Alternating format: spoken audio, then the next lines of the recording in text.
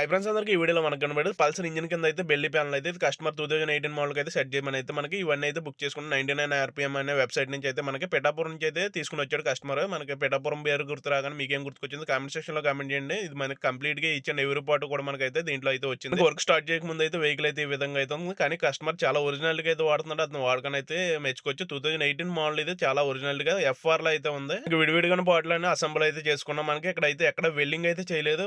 గొప్ప విషయం ఏంటంటే ఎక్కడ వెల్డింగ్ చేయకుండా మనకి ఆల్మోస్ట్ ముందు ఒకసారి సెట్ చేశాను కానీ దానికైతే వెల్డింగ్ చేసాను. దీనికి ఎటువంటి వెల్డింగ్ చేయకుండా చాలా బాగా అయితే ఒరిజినల్గా అయితే వచ్చింది మనకి కంప్లీట్గా అయితే.